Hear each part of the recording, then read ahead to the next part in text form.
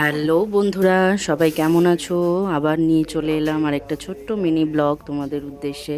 আশা করি তোমরা সবাই ভালো আছো। তো আমরা সেদিন যাচ্ছিলাম শ্বেতা, যার বিয়ে হলো আজকে, তার অষ্টমঙ্গলা ছিল। তো আমি আর রনিতা সেখানেই যাওয়ার আগে মিষ্টি খোঁজাখুঁজির পর্ব চলছিল। ফাইনালি মিষ্টি পছন্দ হয়ে এই যে বেরিয়ে আমরা শ্বেতার বাড়ির উদ্দেশ্যে যাওয়ার জন্য রওনা দিলাম। কিন্তু এখানে যা বৃষ্টি, প্রচণ্ড বৃষ্টি, কদিন ধরে বর্ষায় তো জানোই সব রাস্তাঘাট প্যাচ প্যাচে। এটা হচ্ছে দুর্গাপুরের 54 ফুট। 54 ফুটটা অনেক পুরোটা জল জমে যায়, তাও ভাগ্য ভালো সেদিন জলটা জমেনি।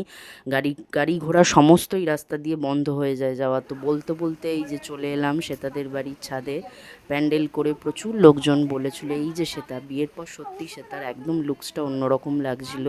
তো আমি আর অনিতা একটু লেটে ঢুকেছিলাম, এসে দেখছি প্রায় অর্ধেকের সবার খাওয়া প্রায় কমপ্লিট। তো বলতে বলতে এত জোর খিদে পেয়ে গেছিলো, তো সে তার হাজবেন্ড, সে তার দিদি, কাকিমা, এই যে কাকিমা, দুই কাকিমা, আমি, রনিতা, তানিয়া সবাই একসাথে খেতে বসে পড়লাম। এত খিদে পেয়েছিল যে আর বলার কথা না। অনেকটা লেটও হয়ে গিয়েছিল, এখন সবাই ওয়েট করছে কখন প্লেটে খাবারটা আসবে। তো তানিয়া দিয়ে এখানে মুখটা ভার করে বসেছিল। জানি না কি হয়েছিল, মনটা হয়তো মানে মনটা মনে হয় খারাপ ছিল। তো বলতে বলতে এখানে খাবার চলে এলো, আমরা খেতে শুরু করে দিলাম। প্রায় অর্ধেক খাওয়ার পর মনে পড়েছে এই যা ভিডিওতে সবাইকে নেওয়া হলো না। তো রনিতা অলওয়েজ পরিষ্কার করে খায়, আমার পাতে এই যে আমি সেরকম কিছু নিইনি, ডাল আলু ভাজা ওই দিয়েই খেয়েছিলাম। খাওয়ার পর জম্পেস করে সবাই মিলে এই যে গুছিয়ে বসে একটা গল্প চললো। এটা হচ্ছে সে তার দিদির ছেলে, ভীষণ দুষ্টু, তার মাসির সাথে তার প্রচুর ভাব, একমাত্র এই মাসিকেই সে প্রচণ্ড বেশি ভালোবাসে। এখানে জমিয়ে গল্পগুজব হচ্ছিল, প্রত্যেকটা কাকিমাই ভীষণ ভালো আর এত হাসায়। আর এই ছিল আমাদের মধ্যমণি কালকের। তো তানিয়াদি তখনও বলে যাচ্ছে শরীরটা খারাপ লাগছে, কিছু একটা বোধহয় বলছিল, আমার তার ঠিক খেয়াল খেয়াল নেই। এখানে সমস্ত ভাই বোনরা গুছিয়ে একদম, কেউ কেউ তো ল্যাপটপ নিয়ে এসে কাজের ছুটি পায়নি বলে কাজও করছিল। আর এই হচ্ছে বিকেলের মোস্ট আকর্ষণ, এইটা হচ্ছে দুই পাগলের কীর্তি। ল্যাপটপে এখানে গান চালিয়ে দিয়ে এই হচ্ছে নাচানাচি চললো। আর এক পর্ব প্রায় আধা ঘন্টা ধরে এই চললো। রনিতার নাচটা তো মানে জাস্ট অসাম, মানে পুরো তামিলের লোকই লাগছিল ওকে।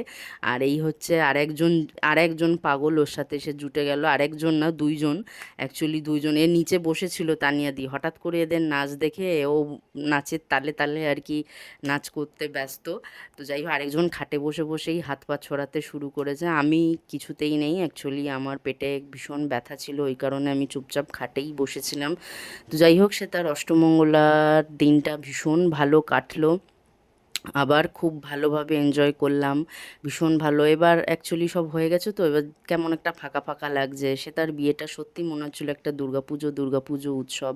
তো সে তারও প্রচণ্ড শরীর ক্লান্ত ছিল, সেই কারণে সেটাও আর মানে এনার্জি দিয়ে আমাদের সাথে নাচানাচিটা করতে পারেনি। ফাইনালি আমরা বাড়ি যাওয়ার জন্য বেরিয়ে পড়লাম। এই যে শ্বেতা এখন বন্ধুর সাথে বেরিয়ে যাওয়ার আগে লাস্ট মোমেন্টে কিছু গল্প ওরাও করে যাচ্ছিলো। তো আমি ছাতা নিয়ে, প্রায় মুষলধারে বৃষ্টি পড়ছিল, মানে ওই বৃষ্টি থামার ছিল না। তখন যদি না বেরোতাম আটকে যেতাম। এই যে গোটা 54 ফুটের রাস্তাটা আস্তে আস্তে, মানে ছাতাটা হাতেই ছিল আর কি, মানে ছাতা সরানো যায়নি, এত বৃষ্টি পড়ছিল। তো যাই হোক, তোমাদের ব্লগটা কেমন লাগলো, ছোট্ট মিনি ব্লগটা আমাকে অবশ্যই জানিও। ভালো লাগলে একটা সাবস্ক্রাইব করো, লাইক করো, শেয়ার করো, কমেন্ট করো। থ্যাংক